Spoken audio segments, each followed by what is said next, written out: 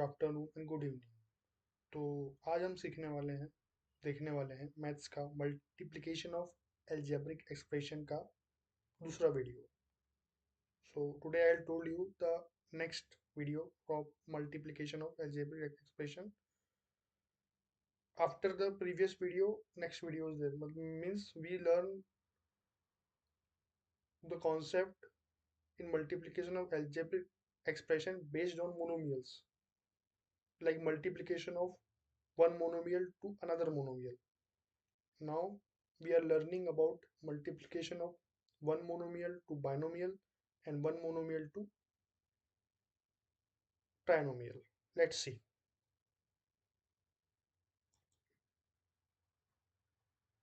तो आप देखिए, जो हमारा दूसरा स्लाइड है, इसमें हम देख रहे हैं कि multiplication of monomial by polynomial. इसमें पहला हमारा पॉइंट है multiplication of monomial by binomial and multiplication of monomial by trinomial. तो इन बाइनोमियल और ट्राइनोमियल को देखने से पहले, मोनोमियल तो हम देख चुके हैं, हम देखते हैं पॉलिनोमियल कि पॉलिनोमियल क्या है। हमें समझना होगा ना, बाइनोमियल और ट्राइनोमियल देखने से पहले पॉलिनोमियल, क्योंकि हमारा जो टॉपिक है मल्टीप्लिकेशन है, मोनोमियल का हम पॉलिनोमियल से कर रहे हैं, क्योंकि monomial is a different thing and polynomial is a different thing. Let's move to next slide. तो पॉलिनोमियल पे आते हैं। पॉलिनोमियल जो है इज एन एक्सप्रेशन है विथ वन और मोर टर्म्स। जैसे हमने देखा था कि monomial is a single term, monomial is a single term like this. And polynomial जो है वो क्या हुआ आपका, जिसमें एक से ज़्यादा टर्म होंगे। जैसे यहाँ पर बाइनोमियल हुआ, तो इसमें 5y प्लस 2, यहाँ दो टर्म्स है, तो इसलिए हमने इसको बाइनोमियल कहे हैं। बाइनोमियल क्यों कह रहे हैं कि दो है, बाय दो, टू है, टू टर्म्स है, इसलिए इसे बाइनोमियल बोल रहे हैं। और तीन टर्म्स हुए, थ्री टर्म्स हुए, जैसे 4p square is one term, 5p is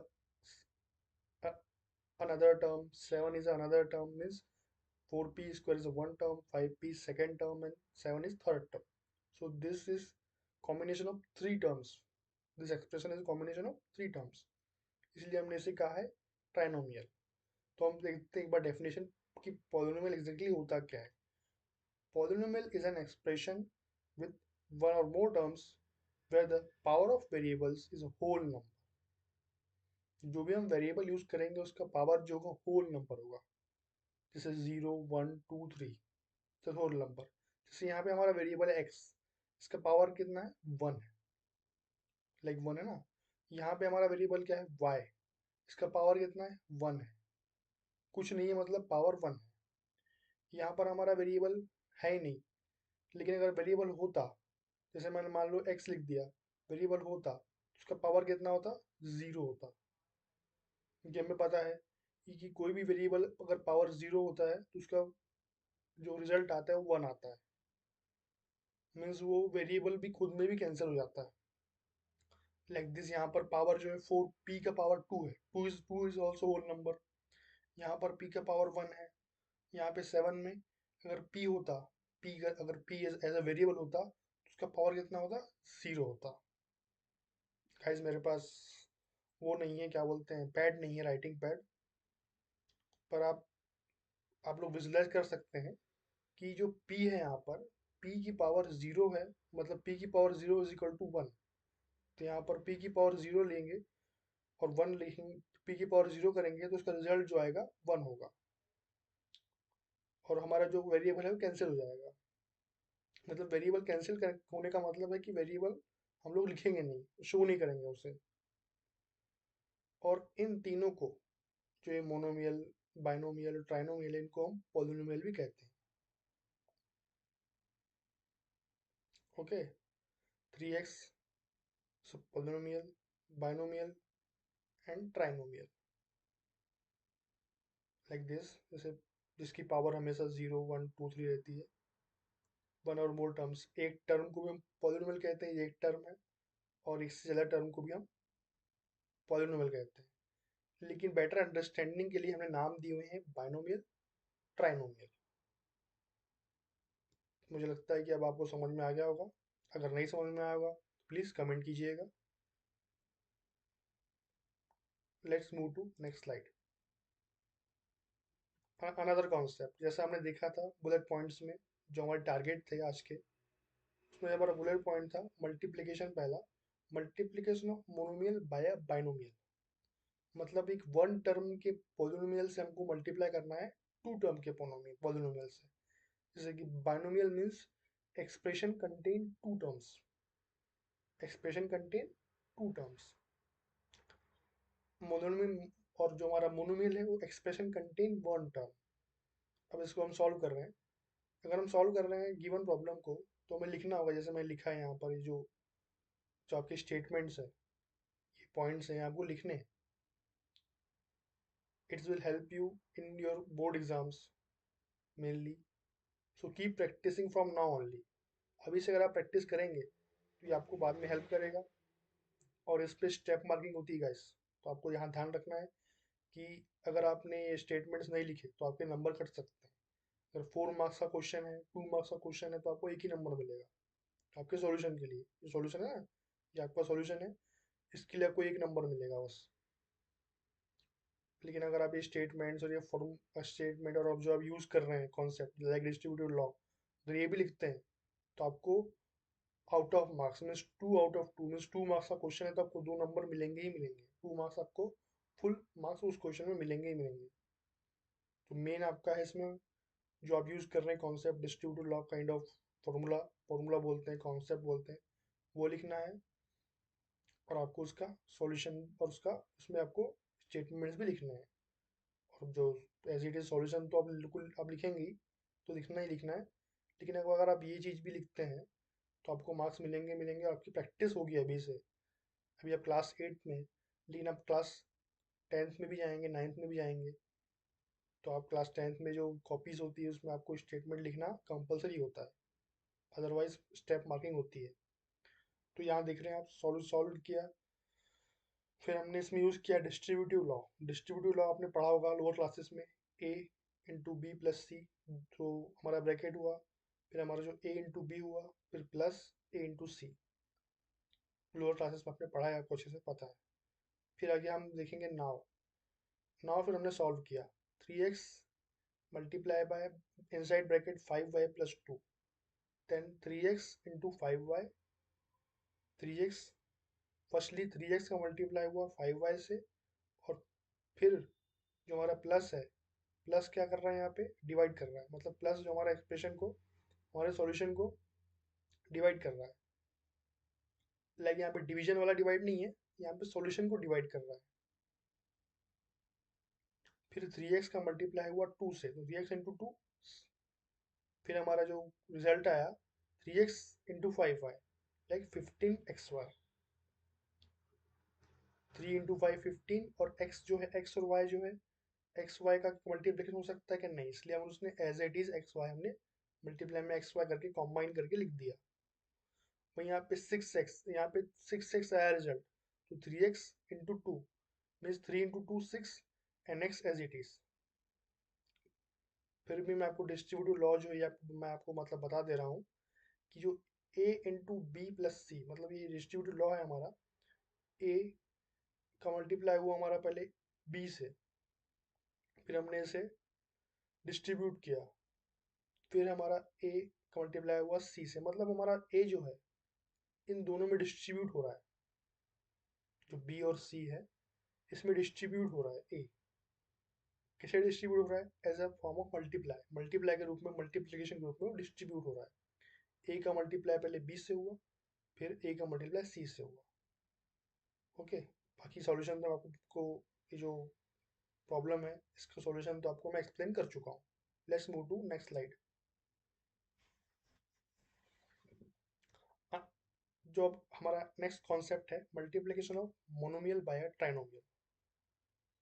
trinomial जो है वो हमारा एक्सप्रेशन है जिसमें 3 टर्म्स होते हैं, और मोनोमियल तो पता ही है, single term. 3 terms means 4p² is one term, 5p is another term, and 7 is another term, means first term, second term, third term. This expression is a combination of 3 terms. अब हम इसे solve करेंगे कि 3p multiply by this trinomial, means monomial. 3p is a monomial, multiply by 4p square plus 5p plus 7 trinomial. For solving the given problem we use distributive law. अब यहाँ पे हमारा distributive law same ही है, बस यहाँ पे एक और टर्म हमारा ऐड हो गया है, जो इनसाइड ब्रैकेट है b प्लस सी, 2 टर्म्स थे, यहाँ पे हमने 3 टर्म्स कर दिया है। एज इट इज आपको करना है, आपका a जो है डिस्ट्रीब्यूट हो जाएगा, दिस टाइम डिस्ट्रीब्यूट हो जाएगा वो 3 टर्म्स में, b c d, मतलब 3 टर्म्स के साथ उसका मल्टीप्लाई होगा, डिस्ट्रीब्यूट होगा वो, जैसे a into b plus a into c plus a into d, like this. Now 3p multiply by 4p square plus 5p plus 7. Now concentrate on this guys. 3p into 4p square. Firstly 3p का हमारा multiply होगा 4p square से, तो 3p into 4p square हो गया. फिर हमारा 3p का मल्टीप्लाई होगा 5p से, 3p इंटू 5p हो गया. फिर हमारा 3p का मल्टीप्लाई होगा 7 से. लाइक हमारा 3p जो हुआ तीनों टर्म्स में डिस्ट्रीब्यूट होगा, और वो डिस्ट्रीब्यूट होगा और मल्टीप्लाई ऑपरेशन लगाएगा 3p. तो 3p into 4p square multiply 12p cube, 3p into 5p कितना हुआ 15p square, p into p square. जो हमारी पावर है p की पावर 1 है, यहाँ पर p की पावर 1 है, p की पावर 1 है, तो पावर्स हमारी ऐड हो जाएंगी. मल्टीप्लाई में क्या होता है, वेरिएबल्स अगर मल्टीप्लाई करो, सिमिलर सेम वेरिएबल्स हैं, उनका मल्टीप्लाई करो तो उनकी पावर क्या हो जाती है, ऐड हो जाती है. क्या आपने लोअर क्लासेस में पढ़ा होगा, लाइक 6-7 में आपने पढ़ा होगा.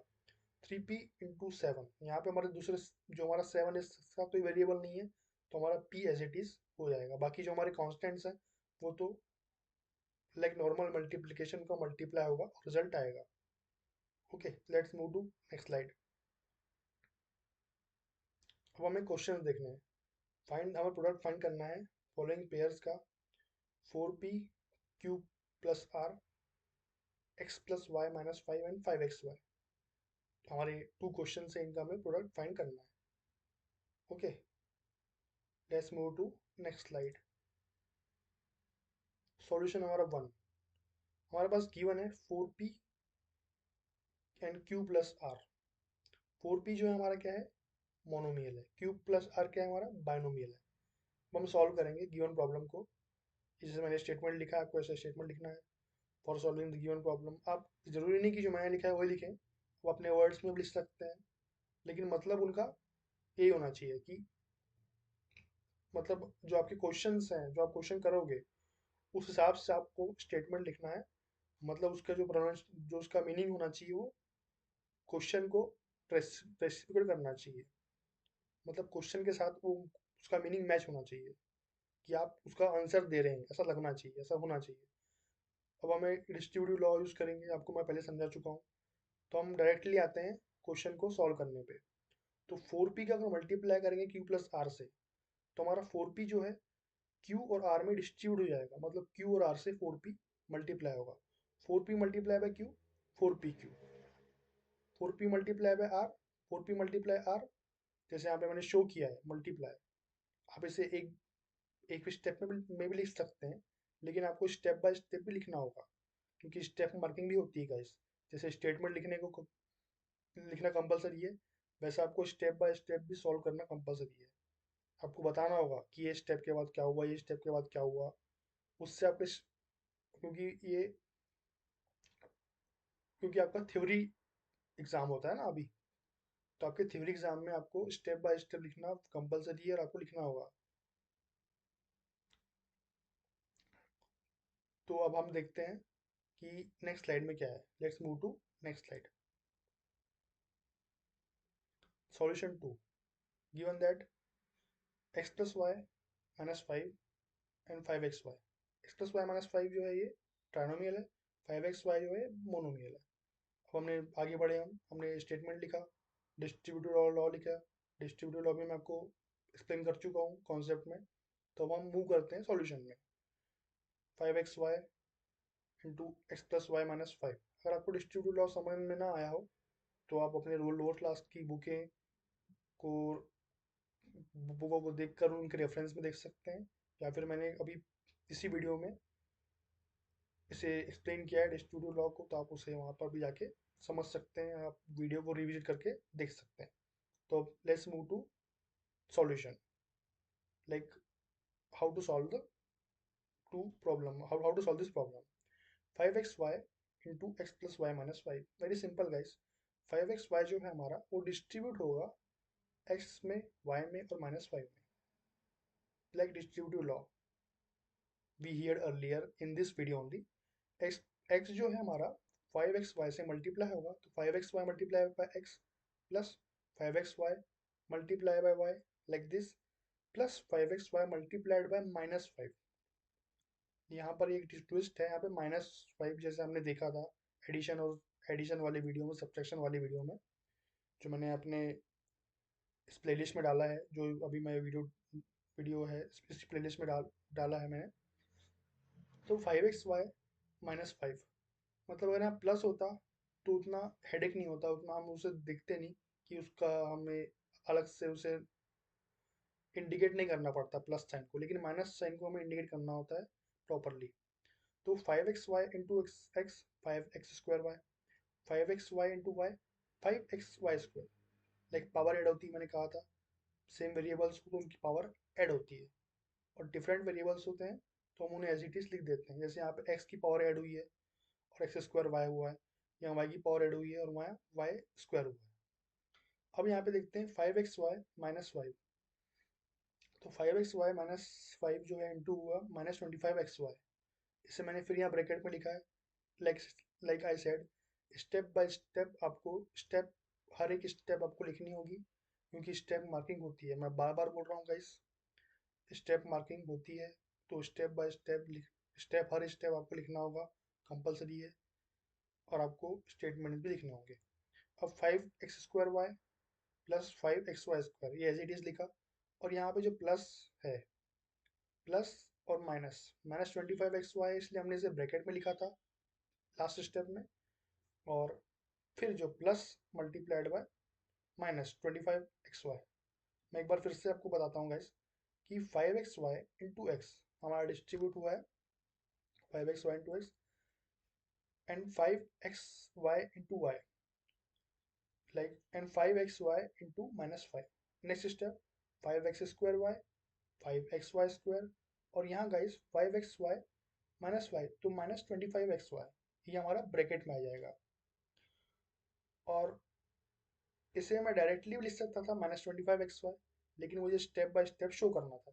फिर 5x² y as it is आया, प्लस 5xy² भी एज इट इज आया, फिर यहाँ पर प्लस था पहले, बाहर मतलब बाहर प्लस है, और ब्रैकेट जो हमारा ये एक्सप्रेशन आया है माइनस 25xy तो इसके साथ माइनस है, तो माइनस इंटू प्लस, मैंने लास्ट वीडियो में एक्सप्लेन किया था साइन रूल्स, उसमें आप अगर आपको कन्फ्यूजन है तो आप वहाँ आप जाके समझ सकते हैं।